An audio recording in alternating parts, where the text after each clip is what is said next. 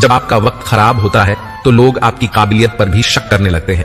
किसी के साथ ज्यादा समय बिताने से आप उसकी आदतें अपनाने लगते हैं। इसलिए सोच समझकर लोगों के साथ समय बिताया करें। क्रोध के समय रुकना सीखें, गलती के समय झुकना सीखें। अगर दूसरों को दुखी देखकर आपको भी दुख होता है तो समझ लो भगवान ने तुम्हें इंसान बनाकर कोई गलती नहीं की है। अगर किसी की इज्जत नहीं करना चाहते तो मत करो, लेकिन 4 लोगों में बैठकर कभी किसी की बेइज्जती मत करना। रिश्ते खून के नहीं होते, विश्वास के होते हैं। अगर विश्वास हो तो पराये भी अपने हो जाते हैं, और अगर विश्वास न हो तो अपने भी पराये हो जाते हैं। पेड़ गिरने वाले फूलों के लिए परेशान नहीं होता, वह हमेशा नए नए फूलों को खिलाने में व्यस्त रहता है। जीवन भी उस चीज के लिए नहीं है जिसे अब तक हमने खो दिया है, ये उसके लिए है जिसे हम अभी भी विकसित कर सकते हैं। हम अपनी सोच और संसार की मान्यता के अनुसार अपने विचार बनाते हैं। जैसे सत्य कहना धर्म, असत्य कहना पाप, सहनशीलता धर्म है और क्रोध करना अधर्म, जीवों पर दया करना धर्म और निष्ठुर होना अधर्म। परंतु क्या यही सत्य है? क्या कभी कभी परिस्थितियां इन अवधारणाओं को उल्टा नहीं कर देती? करती हैं। यदि इस संसार में कुछ धर्म है, कुछ पुण्य है, कुछ महान है, तो वह है परिस्थिति के अनुसार चलना। जटायु याद है जिन्होंने रावण पर क्रोध किया था, उस पर आक्रमण किया था। उस समय जटायु का क्रोध पाप नहीं था, वह धर्म था। इसलिए अंत में उन्हें भगवान राम की गोद मिली। और कुछ ऐसे भी होते हैं जो धर्म की सहजता समझकर हर अन्याय को सहते हैं और अंत में वे बाणों की संज्ञा पाते हैं। यदि कोई पशु या व्यक्ति अकारण आक्रमण करे, किसी निर्दोष के प्राण लेने की चेष्टा करे, तो उसकी रक्षा हेतु उसका वध कर देना पाप नहीं, समय की मांग है। यदि किसी दुष्ट की सहायता करने से संसार का सबसे बड़ा पाप क्या है? संसार का सबसे बड़ा पाप है किसी निर्बल को सताना, और संसार का सबसे बड़ा दंड भी उस निर्बल के मुख से निकली हाय है। श्री कृष्ण कहते हैं, आपने लोहा को लोहा पिघलाते हुए तो अवश्य देखा होगा, और यह लोहा पिघलता है चमड़ी की बनी धोकनी से निकली हवा से। जरा आप सोचिए, एक मृत पशु की खाल से बनी धोकनी इतनी कठोर लोहे को भस्म कर सकती है। ठीक उसी प्रकार आप चाहे जितने भी शक्तिशाली क्यों ना हो, यदि आपने किसी निर्दोष, किसी निर्बल को सताया, तो उसके मन से निकली हाय और उसका श्राप आपके जीवन को भस्म कर सकता है। लोग कहते हैं आप जिंदगी में कभी अकेले खुश नहीं रह सकते। ऐसा बिल्कुल नहीं है। सच तो यह है, जिंदगी में अकेलापन ही हमें जिंदगी जीने का सही मतलब सिखाता है। अकेलापन वह एहसास है जब आप सबसे अलग महसूस करते हैं, और सबसे ज्यादा जरूरी है आप अपने आप को प्यार करें। जीवन में कुछ बनना है तो अपना स्वभाव जल की भांति बनाओ, जो प्यास भी बुझाता है और बाधाओं को लांघ कर अपना रास्ता भी स्वयं बनाता है। पत्थर की भांति न बनो, जो दूसरों का भी रास्ता रोक लेता है। जो झुक सकता है वह संसार को झुका सकता है। इंसान की सबसे बड़ी कमजोरी क्या है? अपने आप की तुलना दूसरों से करना। हमेशा याद रखिए, सफलता कभी भी धन दौलत नहीं देखती, वो तो सिर्फ मेहनत देखती है। इंसानियत आदमी को इंसान बना देती है। समय तो तराजू है जो बुरे वक्त में अपनों का वजन बता देता है। खुद को ऐसा बनाओ कि जहां तुम हो तुम्हें सब प्यार करें, जहां से तुम चले जाओ तो तुम्हें सब याद करें, और जहां तुम पहुंचने वाले हो वहां सब तुम्हारा इंतजार करें। बुरा लग जाए ऐसा सच जरूर बोलो, मगर सच लगे ऐसा झूठ कभी मत बोलो। औरों के दम पर अगर उड़कर दिखाओगे तो अपने दम पर कुछ भी करने का हुनर भूल जाओगे। यह तो प्रेम की गैर मौजूदगी का नतीजा है। सिर्फ एक गलती की देरी है, फिर लोग भूल जाएंगे कि तुम कितने अच्छे थे। लगन हर मुश्किल को आसान बना देती है। उम्मीद एक उपहार है। जब लोग आपसे कुछ उम्मीद करते हैं, इसका मतलब यह है कि आपने उन्हें आप पर विश्वास करने के कारण दी। जो कुछ भी तुम्हारे भाग्य में लिखा है वह अवश्य ही उचित समय पर मिलेगा। तुम क्यों परेशान होते हो? जो भाग्य में नहीं है वह कभी नहीं मिलेगा। तुम व्यर्थ ही प्रयास कर रहे हो। जो मिला है उसे उचित तरीके से बिना फल की कामना किए करो। जो भक्ति भाव से कर्म करता है जन्म सफल होता है, और जो अपने मन तथा इंद्रियों को वश में रखता है वह सभी को प्रिय होता है, और सभी लोग उसे प्रिय होते हैं। परमात्मा के सिवाय कोई भी हमें सच्चा प्रेम नहीं कर सकता। बाकी सब रिश्ते केवल लेन देन पर निर्भर होते हैं। किसी के लिए समर्पण करना मुश्किल नहीं है, मुश्किल है उस व्यक्ति को ढूंढना जो आपके समर्पण का सम्मान कर सके। श्री कृष्ण कहते हैं, द्वंद्व 2 मनुष्यों के मध्य होता है, परंतु विजय सदैव एक ही मनुष्य को मिलती है। जबकि समान रूप से दोनों शक्तिशाली होते हैं और दोनों व्यक्ति समान ज्ञान प्राप्त कर सकते हैं, लेकिन सफलता एक ही को मिलती है। इसका कारण क्या है? मान लो 2 प्रकार के लोहे होते हैं, एक ठंडा और एक गर्म। कभी सोचा है, लोहा लोहे को लोहे से ही काटता है, परंतु सदैव ठंडा लोहा ही गर्म लोहे को काट पाता है। और यही नीति मनुष्यों पर भी लागू होती है। जब युद्ध होता है तो जिसके मन में ईर्ष्या होती है, जलन होती है, वह गर्म लोहे के समान है, और जिनका मन शांत होता है, जिनका मन संयम से बंधा होता है, वह ठंडे लोहे के समान है, और वही ईर्ष्या और द्वेष को काट सकता है। इसलिए यदि जीवन के संग्राम में विजय प्राप्त करनी है तो अपने मन को शांत रखिए। एक बार किसी जंगल में एक ऊंट और बकरे के बीच गहरी मित्रता थी। वे हमेशा साथ साथ घास चढ़ते थे, साथ साथ खेलते कूदते थे और साथ साथ आराम करते थे। दोनों के बीच काफी गहरी और अच्छी मित्रता थी। अगर नदी के उस पार जाना होता था तो ऊंट बकरे को अपनी पीठ पर बैठा लेता था और आसानी से दोनों नदी के उस पार पहुंच जाते थे। बकरा बड़ा ही बुद्धिमान प्राणी था। वह अक्सर अपने ज्ञान से ऊंट का मार्गदर्शन करता था। एक दिन ऊंट ने बकरे से कहा, मित्र, मैं तुम्हें पीठ पर बैठाकर दूर देश के लिए ले चलता हूं। तुम कोई ऐसी कहानी सुनाते चलो जिससे ज्ञान भी प्राप्त हो और सफर भी आसान कट जाए। बकरा कहता है, मित्र, मैं हमेशा की तरह आपको एक ज्ञानवर्धक कहानी सुनाता हूं। यह कहानी हमें एक बहुत अनमोल सीख देकर जाएगी। आपसे निवेदन है कि इस कहानी को ध्यान देकर सुने। मित्रों, अब बकरा ऊंट को कहानी सुनाना शुरू करता है और कहता है, मित्र, ऐसे कौन से 3 लोग होते हैं जिन पर कभी विश्वास नहीं करना चाहिए, जो सगे खून के रिश्ते के साथ भी गद्दारी करते हैं। बहुत समय पहले की बात है। एक बहुत ही सुंदर नगर था। उस नगर में एक चोर अपने परिवार के साथ रहता था। छोटी मोटी चोरी करके वह अपने परिवार का पालन पोषण करता था। मित्रों, जो चोर था वह चोरी तो करता ही था, लेकिन उसके चुराए हुए धन से उसके परिवार का ठीक से पालन पोषण नहीं हो पाता था। इसलिए चोर हर समय बड़ा चिंतित और दुखी रहता था। एक दिन चोर अपने घर के द्वार पर बैठा हुआ सोच रहा था, मैं नगर में चोरी करता हूं, लोगों के घरों में डाका डालता हूं, फिर भी मैं दुखी रहता हूं। मैंने इतनी चोरी कर ली, फिर भी मेरे परिवार की गरीबी दूर नहीं होती। अब मैं ऐसा क्या करूं जिससे मेरे परिवार की गरीबी मिट जाए। मित्रों, चोर बैठा हुआ ये सब बातें सोच रहा था। तभी उसके दिमाग में एक विचार आता है। चोर ने विचार किया, पाप तो पाप होता है, चाहे छोटा हो या बड़ा हो, चाहे छोटी चोरी करूं या बदचोरी करूं, रहूंगा तो चोर ही। और यदि मैं चोरी करते हुए पकड़ा गया तो उतनी सजा मुझे छोटी चोरी करने के लिए मिलेगी जितनी सजा मुझे बड़ी चोरी करने की मिलेगी। तो फिर क्यों ना मैं बड़ी चोरी करूं। मित्रों, यह विचार कर उस चोर ने एक योजना बनाई कि आज रात नगर के राजा के यहां खजाना लूटने जाएगा। और यह निश्चय करके वह नगर के राजा के यहां खजाना लूटने की योजना बनाने में जुट गया। मित्रों, जब रात होती है तो चोर दबे पांव राजमहल में प्रवेश कर जाता है और उसी तरह वह वहीं पर पहुंच जाता है जहां राजा का खजाना रखा हुआ था।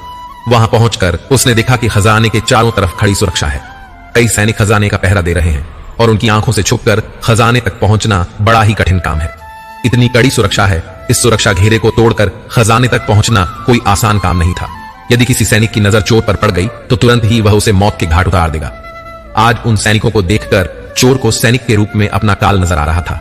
उन्हें देखकर ऐसा प्रतीत हो रहा था जैसे खजाने के चारों तरफ साक्षात यमराज पहरा दे रहे हो।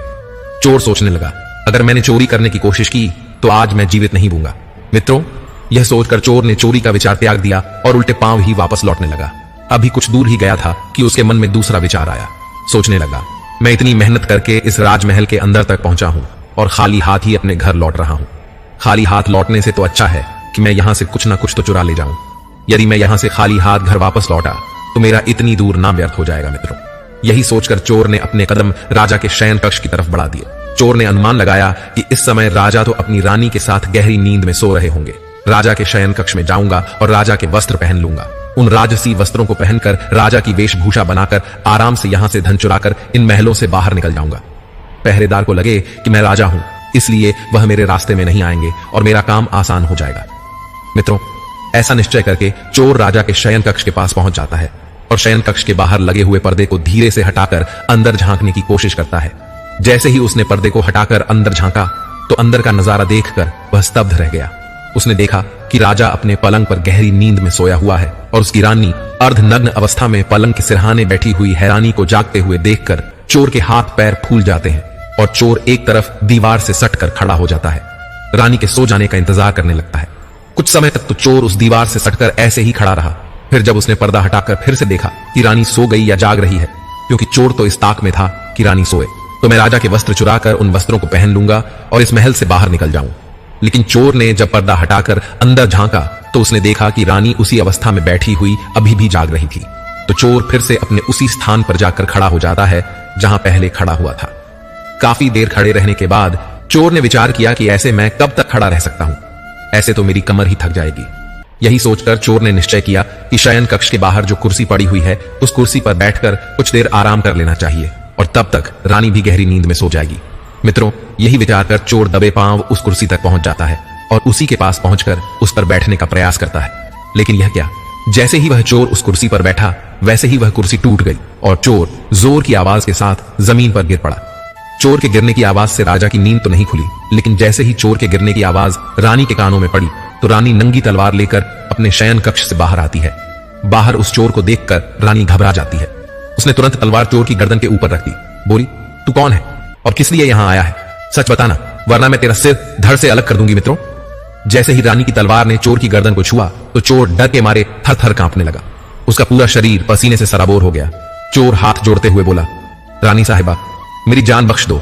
मैं गरीब हूं और चोरी करने के उद्देश्य से ही आपके के इन महलों में आया हूं। हे महारानी, मैं आपके ही नगर का एक छोटा सा चोर हूं और छोटी मोटी चोरी करके ही अपने परिवार का पालन पोषण करता हूं। आप मुझे मार दोगी तो मेरे बच्चे अनाथ हो जाएंगे। हे रानी साहिबा, मैं आपको वचन देता हूं कि आप इस बार मुझे छोड़ दो। आज के बाद मैं फिर कभी इन महलों को चोरी करने नहीं आऊंगा। हे रानी, मेरे छोटे छोटे बच्चे हैं, कृपया आज मेरी जान बख्श दो और मुझे यहां से जान। रानी जब चोर की इन बातों को सुनती है तो उसे कुछ तरस आ जाता है। फिर कुछ सोच समझकर रानी उस चोर से कहती है, सुनो, मैं तुम्हें एक शर्त पर छोड़ सकती हूं। तुम्हें मेरा एक काम पूरा करना होगा। अगर कर दिया तो मैं तुम्हारी जान भी बचा दूंगी और कुछ धन वगैरह भी दे दूंगी, लेकिन जाने से पहले तुम्हें मेरा यह काम करना होगा। चोर बोला, महारानी, आप जो बोलो मैं वही करूंगा। आपकी सभी शर्तें मुझे मंजूर हैं, बस आपको मेरी गर्दन से तलवार हटानी है। आप जो कहोगी उसे मैं करने को तैयार हूं। रानी बोली, यदि तुम जिंदा घर जाना चाहते हो तो तुम मेरी इन बातों को कान लगाकर सुनो। मेरी इच्छा यह है कि इस समय मैं काम से पीड़ित हूं। यदि तुम मेरे साथ समागम करो और मुझे संतुष्टि प्रदान करो, तभी तुम यहां से जिंदा बाहर जा सकते हो। यदि तुमने मेरी बातों को नहीं माना तो तुम्हारा सिर और मेरी तलवार एक झटके में तुम्हारी गर्दन को धड़ से अलग कर दूंगी। अब सोच लो तुम्हें क्या करना है सज्जनों। चोर जब रानी के मुख से इन बातों को सुनता है तो रानी के इन वचनों को सुनकर वह और भी ज्यादा घबरा जाता है। चोर रानी से कहता है, रानी साहिबा, आप यह क्या बोल रही हैं? मैं कहां एक छोटा सा चोर और कहां आप इतने बड़े साम्राज्य की महारानी। मैं भला आपके साथ ऐसा सोच भी नहीं सकता हूं। यह तो मेरे लिए सोचना भी पाप है। मेरी इतनी औकात नहीं कि मैं आपके साथ ऐसा करने की सोचूं। रानी ने कहा, देखो, मुझे मत समझाओ कि क्या सही है और क्या गलत है। मैं कुछ नहीं सुनना चाहती। वास्तव में तुम्हें जान प्यारी है तो मैं जैसा कहती हूं तुम वैसा करो, वरना मरने के लिए तैयार हो जाओ मित्रों। रानी का ऐसा प्रस्ताव सुनकर चोर की जान हलक में टक गई। सोचने लगा, आज तो मैं बड़ी मुसीबत में फंस गया हूं।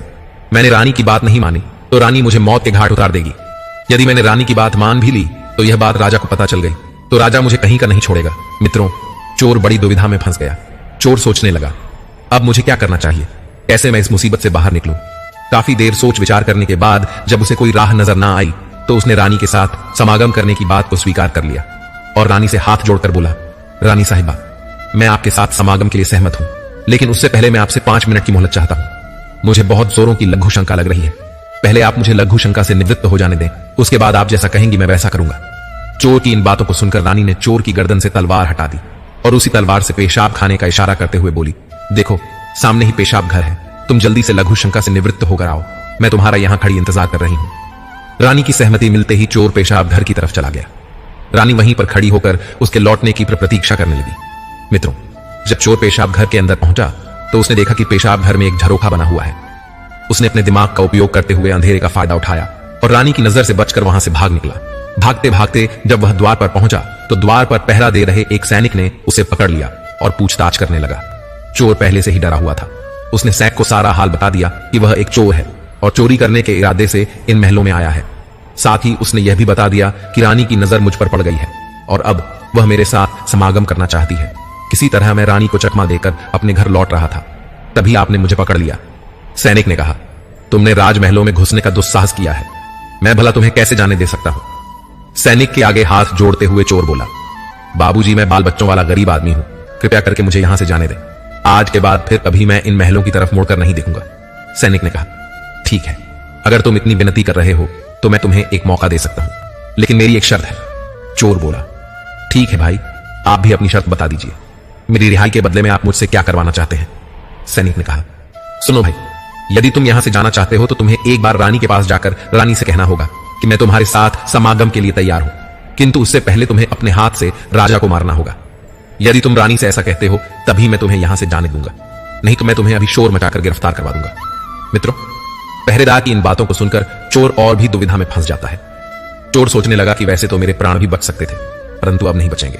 चोर सोचने लगा कि यदि रानी से मैंने ये बात कही तो रानी मेरा सिर धड़ से अलग कर देगी। अब तो चोर को चारों तरफ मौत दिखाई दे रही थी। चोर सोचने लगा कि वह ऐसी कौन सी मनहूस घड़ी थी जो मेरे मन में इस राजमहल में चोरी करने का विचार आया। मैं यहां नहीं आता तो ही अच्छा था। पहरेदार जोर देकर कहने लगा, जल्दी बताओ क्या सोचा है तुमने? रानी के पास जाते हो या फिर मैं शोर मचाऊं? चोर बोला, भाई तुम शोर मत मचाओ, मैं अभी रानी के पास जाता हूं और तुमने मुझसे जो बात कही है उसे मैं रानी से जाकर कहता हूं।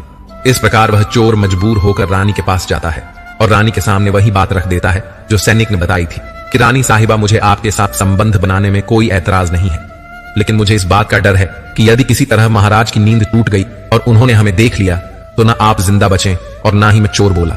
हे रानी, यदि आप मेरे साथ समागम चाहती हो तो उससे पहले आपको अपने पति का सिर काटना होगा। अगर आप मेरी इन बातों को पूरा करती हैं, मुझे आपके साथ संबंध बनाने में कोई आपत्ति नहीं है। यदि आप मेरी बातों से नाराज हैं तो मैं राजा के हाथों से मरने की अपेक्षा आपके हाथों मरना उचित समझूंगा। चाहो तो आप मुझे मार सकती हैं। मित्रों, कामाग्नि में अंधी रानी चोर के मुख से जब इन बातों को सुनती है तो चोर की बातों को सुनकर वह कहती है, बस इतनी सी बात रुको, अभी मैं राजा साहब को मौत के घाट उतार देती हूं। और इतना कहकर रानी शयन कक्ष के अंदर चली जाती है और एक ही बार में महाराज का सिर धड़ से अलग कर देती है। मित्रों, जैसे ही रानी ने राजा का सिर काटा, पूरा शयन कक्ष राजा के लहू से लथपथ हो गया। रानी भी राजा के खून से पूरी तरह भीग गई थी। राजा की मौत के बाद रानी ने उस भयानक मंजर को देखा तो उसे देखकर रानी बेहोश होकर गिर पड़ी। चोर को भी मौका मिल गया, इसलिए चोर भी चुपचाप वहां से फरार हो गया। इधर जब अगला दिन हुआ तो अगले दिन की सुबह जब राज कर्मचारियों ने देखा कि राजा के शयन कक्ष में राजा की सिरकटी लाश पड़ी है और राजा के पास उनकी रानी बेहोश पड़ी है, तो इस नजारे को देखकर राजमहल में शोर मच गया कि कोई राजा साहब को मार गया है। मगर राजा साहब को मारने वाला कौन था, इस बात का किसी को कुछ पता नहीं चल पाया। लोग बड़े आश्चर्यचकित थे कि इतना कड़ा पहरा होने के बाद भी भला राजा साहब को कौन मार गया। रानी भी दहाड़े मार मार कर रो रही थी, उसका भी बुरा हाल था। राज कर्मचारियों ने काफी तलाश किया, लेकिन किसी को यह पता नहीं चला कि राजा साहब को किसने मारा है। मित्रों, इस रहस्य को पूरे राज्य महल में एक सैनिक ही जानता था, जो कल रात उस चोर से मिला था। उसे पक्का यकीन था कि रानी और चोर में से किसी एक ने ही राजा को मारा है, परंतु उसने इस बात की चर्चा किसी से नहीं की, क्योंकि उसे ऐसा लगता था कि मैंने यदि किसी को इस बारे में बताया तो कोई भी मेरी बातों पर यकीन नहीं करेगा, उल्टा मुझे ही दोषी ठहराया जाएगा। यही सोचकर उसने अपना मुंह बंद रखा। और दूसरा कारण भी था कि जब सभी लोग राजा के अंतिम संस्कार की तैयारियां कर रहे थे, उसी समय रानी ने घोषणा कर दी थी कि वह अपने पति के साथ सती होना चाहती है। जब लोगों ने सुना कि रानी अपने पति के साथ सती होना चाहती है, तो इस घोषणा से उनके भी मुंह बंद हो गए, जो दबे छुपे रानी पर संदेह जता रहे थे। क्योंकि रानी अगर राजा साहब की हत्या करती तो फिर वह राजा साहब के साथ सती क्यों होती। मित्रों, जब राजा के अंतिम संस्कार की तैयारियां पूरी हो गईं, तो राजा के मृत शरीर को शमशान घाट ले जाया गया। शमशान घाट जाकर राजा के अंतिम संस्कार के लिए चिता चुनी गई। रानी भी अपने पति के साथ चिता पर जाकर बैठ गई। सब नगरवासी बारी बारी से चिता पर लकड़ी लगाते जा रहे थे और राजा रानी को प्रणाम करते हुए आगे बढ़ते जा रहे थे। सभी लोगों की जुबान पर एक ही बात थी कि रानी अपने पति से बहुत प्यार करती है, इसलिए जिंदा ही अपने पति के साथ सती होने जा रही है।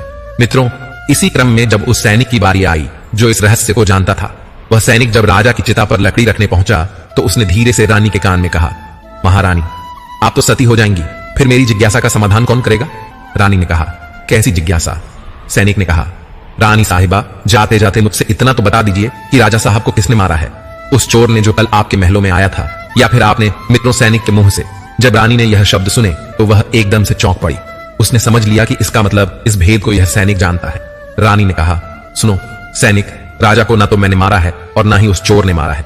अगर तुम्हें यह रहस्य जानना है कि राजा को किसने मारा है, तो उसके लिए तुम्हें नगर के बाहर उत्तर दिशा में जो जंगल है, उस जंगल में जाना होगा। उस जंगल में एक बुढ़िया अपनी कुटिया बनाकर रहती है। वह बुढ़िया ही तुम्हें यह बता सकती है कि राजा को किसने मारा है। मित्रों, रानी का उत्तर सुनकर उस सैनिक की जिज्ञासा और बढ़ गई। वह जल्द से जल्द इस रहस्य को जानना चाहता था। उसने राजा की चिता पर लकड़ी रखी और अन्य लोगों की तरह वह भी आगे प्रणाम करके बढ़ गया।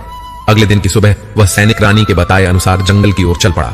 सैनिक उस बुढ़िया के पैर पकड़कर बोला, मां, मैं एक रहस्य जानने के लिए आपके पास आया हूं। मैं यह जानना चाहता हूं कि राजा साहब को किसने मारा है। सैनिक की इन बातों को सुनकर बुढ़िया बोली, अगर तुझे यह रहस्य जानना है कि राजा साहब को किसने मारा है, तो इसके लिए तुझे एक काम करना होगा। मेरी कुटिया के सामने एक बकरा बंधा हुआ है। तुझे यह रहस्य जानना है तो तुझे अपनी तलवार से एक ही बार में उस बकरे की गर्दन को काटना होगा। जैसे ही तू उस बकरे की गर्दन को काटेगा, वैसे ही उस बकरे का धड़ वहीं गिर जाएगा और उसका सिर हवा में उड़ने लगेगा। बेटा, जैसे ही उस बकरे का सिर हवा में उड़ने लगे, वैसे ही तुम उस बकरे के कान पकड़ लेना। बकरे का सिर तुम्हें जिस जगह पर ले जाए, तुम वहां चले जाना। उस स्थान पर पहुंचकर तुम्हें तुम्हारे प्रश्न का उत्तर मिल जाएगा कि राजा को किसने मारा है। मित्रों, जैसे ही सैनिक बुढ़िया के इन वचनों को सुनता है, तो तुरंत ही कुटिया से निकलकर बाहर आ जाता है। कुटिया के बाहर निकलकर सैनिक देखता है कि सचमुच कुटिया के बाहर एक बकरा बंधा हुआ है। बकरे को देखकर सैनिक तुरंत अपनी तलवार निकालता है और एक ही बार में बकरे का सिर धड़ से अलग कर देता है। मित्रों, बकरे का सिर कटते ही वह सिर हवा में उड़ने लग जाता है। सैनिक ने झट से उसके कान पकड़ लिए। बकरे के सिर के साथ सैनिक भी हवा में उड़ने लग जाता है। काफी देर के बाद वह सिर सैनिक को लेकर एक भयानक जाम में जाता है, जहां एक बड़ी सी गुफा बनी हुई थी। उस गुफा के द्वार पर जाकर बकरे का सिर नीचे उतर जाता है। सैनिक सोचने लगा कि इस जंगल में मुझे कोई मनुष्य तो दिखाई नहीं दे रहा है, फिर मेरे सवालों का जवाब कौन देगा? कौन इस रहस्य से पर्दा उठाएगा कि राजा को किसने मारा है? जिस गुफा के सामने खड़ा हुआ वह सैनिक यह सब सोच रहा था। वह एक राक्षस की गुफा थी। मित्र, उस गुफा में राक्षस अपनी बेटी के साथ रहता था। जिस समय वह सैनिक गुफा के सामने पहुंचा उस समय शाम हो चुकी थी और राक्षस अपनी बेटी को गुफा में अकेला छोड़कर भोजन की तलाश में गुफा से बाहर बहुत दूर जा चुका था। इधर जब राक्षस कन्या को किसी मनुष्य की गंध महसूस होती है तो वह अपनी गुफा से बाहर आती है और जब उसने सैनिक को देखा तो एक हटकट्टे नौजवान को देखकर वह बड़ी प्रसन्न हुई। उसने देखा कि गुफा के द्वार पर एक नौजवान खड़ा है। सैनिक को देखकर उसने सोचा, अगर मैंने इसे मारकर खा लिया तो मेरी एक समय की भूख मिट जाएगी और अगर मैंने इसे जिंदा रखा तो यह नौजवान मेरे बहुत काम आएगा। मैं इसे खिलौना बनाकर अपने पास रखूंगी, यह मेरा मन बहला देगा। मित्रों, यह विचार आते ही राक्षस कन्या ने तुरंत एक सुंदर सी लड़की का रूप बनाया और उस सैनिक के सामने जाकर खड़ी हो गई। जैसे ही सैनिक की नजर उस राक्षस कन्या पर पड़ी तो अपने सम्मुख इतनी सुंदर सी स्त्री को देखकर वह उस राक्षसी कन्या पर मोहित हो गया, क्योंकि आज तक उसने अपने जीवन में इतनी सुंदर स्त्री को नहीं देखा था। इधर राक्षस कन्या तो सैनिक पर पहले से ही मोहित थी। जब उसने देख लिया कि नौजवान भी मेरी सुंदरता पर मोहित हो गया है तो उसने सैनिक को अपने साथ चलने का आग्रह किया। सैनिक ने भी सहर्ष स्वीकार कर लिया और इस तरह वह सैनिक उस राक्षसी के साथ उस गुफा में चला जाता है। सैनिक अपने सवाल के जवाब के लिए इतनी दूर भयानक जंगल में आया था जिसका एकमात्र उद्देश्य राजा की मौत के रहस्य को जानना था। वह सैनिक अपना उद्देश्य तो भूल गया और उस राक्षस कन्या के साथ रमण करने लगा। मित्रों, इधर जब राक्षस के आने का समय होता है तो राक्षस कन्या को नौजवान के प्राणों की चिंता होती है। वह सोचने लगी कि यदि मेरे पिता ने इस नौजवान को देख लिया तो वह इसे जिंदा खा जाएगा। यही सोच जैसे ही राक्षस के आने का समय होता है उस राक्षस कन्या ने अपनी माया से उस नौजवान को एक मच्छर बना दिया और उसे मच्छर बनाकर दीवार पर चिपका दिया। इसके बाद वह राक्षसी के रूप में बदल गई। इधर जब राक्षस अपनी गुफा में लौटकर आता है तो उसने अपनी लड़की से पूछा, बेटी क्या बात है, आज मुझे इस गुफा में मनुष्य की गंध क्यों आ रही है? क्या मेरे पीछे इस गुफा में कोई मनुष्य आया था? पिता की इन बातों को सुनकर राक्षस कन्या बहाना बनाते हुए बोली, पिताजी आप भी कैसी बातें कर रहे हैं? इस भयानक जंगल में मनुष्य कैसे आ सकता है? यदि गलती से भी आ गया तो मैं उसे कच्चा ही चबा जाऊंगी। आप फिक्र मत कीजिए, किसी मनुष्य में इतनी हिम्मत नहीं है जो हमारी गुफा तक पहुंचे। चलिए पिताजी, आप थक गए होंगे, आप सो जाइए, मैं आपका सिर दबा देती हूं। मित्रों, इस प्रकार राक्षस कन्या अपने पिता को गुमराह कर देती है और उस नौजवान सैनिक के बारे में अपने पिता को कुछ नहीं बताती।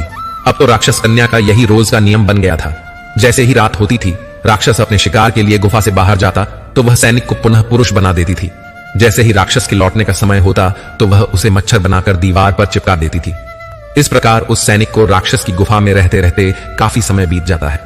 जब उस सैनिक को राक्षस की गुफा में काफी समय बीत गया और उसका राक्षस कन्या से मन भर गया तो उसे अपने बीवी बच्चों की याद सताने लगी।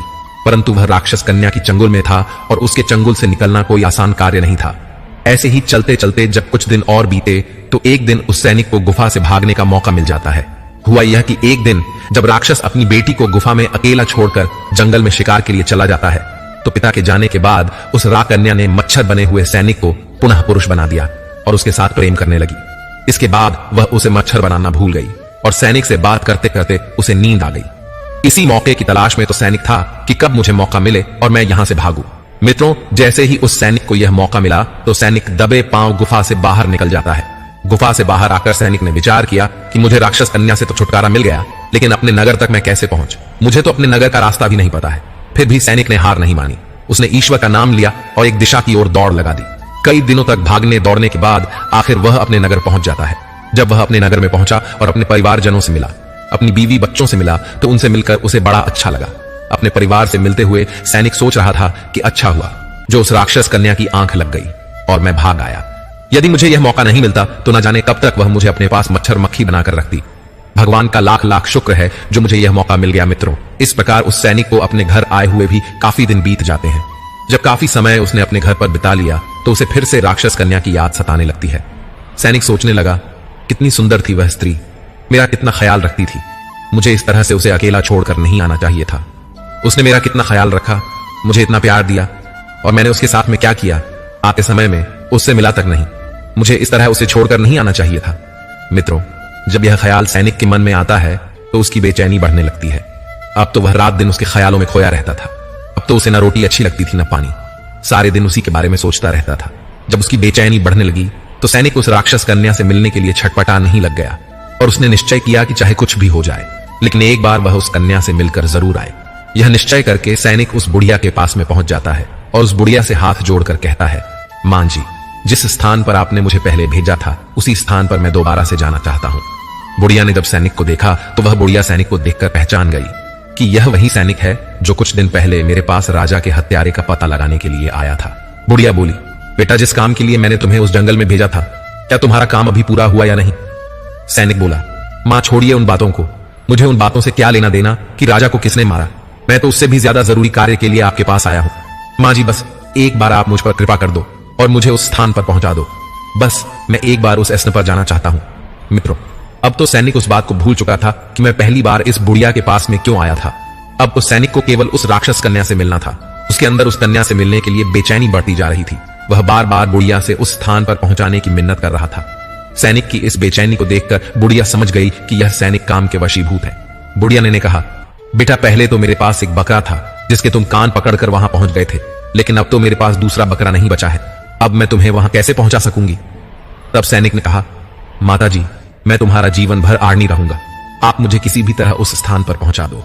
मैं एक बार उस राक्षस कन्या से मिलना चाहता हूं। आप किसी तरह मुझे उस लड़की से मिलवा। सैनिक की इन बातों को सुनकर बुढ़िया बोली, ठीक है, यदि तुम नहीं मानते हो तो मेरे पास एक दूसरा उपाय है जिससे तुम शीघ्र ही उस लड़की के पास पहुंच सकते हो। जब सैनिक ने पूछा, क्या उपाय है, तो बुढ़िया कहने लगी, बेटा, तुम उस लड़की से मिलना चाहते हो तो इसके लिए तुम्हें अपने बड़े बेटे को मेरे पास लाना होगा। सैनिक बोला, यह कौन सी बड़ी बात है, मैं अभी अपने बेटे को लेकर आता हूं। मित्रों, इतना कहकर सैनिक अपने घर पहुंचा और अपने बड़े बेटे को लेकर बुढ़िया के पास आया। फिर बुढ़िया से कहने लगा, माताजी, मैं अपने बेटे को अपने साथ ले आया हूं, बताइए अब मुझे क्या करना है? बुढ़िया बोली, बेटा, तुम्हें ज्यादा कुछ नहीं करना है। जिस प्रकार तुमने उस बकरे का सिर काटा था, उसी प्रकार तुम्हें अपने पुत्र की गर्दन काटनी है। जिस तरह तुम बकरे के कान पकड़कर उस स्थान पर पहुंचे थे, उसी तरह तुम्हारे बेटे का सिर भी तुम्हें उस स्थान पर पहुंचा देगा। मित्रों, काम के वशीभूत सैनिक लड़की से मिलने के लिए अपने बच्चे का सिर काटने के लिए तैयार हो जाता है। जैसे ही सैनिक अपने बेटे का सिर काटने के लिए तलवार उठाता है, वैसे ही वह बुढ़िया उस सैनिक का हाथ पकड़ लेती है और कहती है, ठहरो नौजवान जवान, यही तुम्हारे प्रश्न का जवाब है। तुम मेरे पास उस दिन एक सवाल लेकर आए थे कि राजा को किसने मारा है। तो सुनो नौजवान, राजा को ना तो चोर ने मारा था और ना ही रानी ने मारा था। राजा को तो सिर्फ हवस ने मारा था। जिस तरह आज तुम काम वासना में अंधे होकर अपने ही बेटे को मारने के लिए तैयार हो गए, इसी हवस के वशीभूत होकर मनुष्य अज्ञानी हो जाता है और वह इतना घृणित कार्य कर देता है जिसकी कोई कल्पना भी नहीं कर सकता। वासना का अंधा रिश्ते को तार तार कर देता है। कब किसकी जान ले ले कोई नहीं जानता। इसलिए कोई कितना भी सगा हो, वासना के अंधे का कभी विश्वास नहीं करना चाहिए। बुढ़िया आगे समझाते हुए बोली, बेटा, दूसरा होता है धन का लालची। धन का लालची व्यक्ति भी कभी किसी का सगा नहीं होता। जो व्यक्ति धन का लची होता है, उसके लिए भी कोई चीज मायने नहीं रखती। ऐसे लोग थोड़े से धन के लालच में सभी सीमाएं लांघ जाते हैं। धन के लालची व्यक्ति का भी कभी विश्वास नहीं करना चाहिए। बेटा, अब मैं तुम्हें तीसरे व्यक्ति के बारे में बताती हूं जिसके ऊपर भी कभी भूल कर भी विश्वास नहीं करना चाहिए। बेटा, वह है क्रोधी इंसान। जिन व्यक्तियों का स्वभाव क्रोधी किस्म का होता है, ऐसे लोग भी विश्वास के काबिल नहीं होते।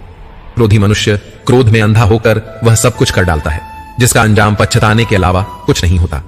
क्रोधी मनुष्य की बुद्धि सबसे शून्य हो जाती है। क्रोधी मनुष्य को अपना पराया कुछ नहीं दिखाई देता। क्रोधी मनुष्य से सदा सावधान रहना चाहिए। तो मित्रों, यह थे वे 3 लोग जिनसे हमेशा बच के रहना चाहिए। ये लोग किसी भी हद तक जा सकते हैं। ये 3 लोग किसी के सगे नहीं होते, यहां तक कि अपने खून के साथ भी गद्दारी कर सकते हैं। आगे बुढ़िया उस सैनिक को समझाते हुए बोली, बेटा, जंगल में कोई कन्या नहीं है। यह तो सब मेरी रची हुई माया थी। यदि मैं सीधे सीधे तुम्हारे प्रश्न का उत्तर दे देती और कहती कि राजा को वासना ने मारा है, तो तुम्हें मेरी बातों का यकीन नहीं होता। लेकिन आज तुमने अपनी आंखों से देख लिया है कि वासना में मनुष्य कितना अंधा हो जाता है कि उसे अपना पुत्र भी दिखाई नहीं देता।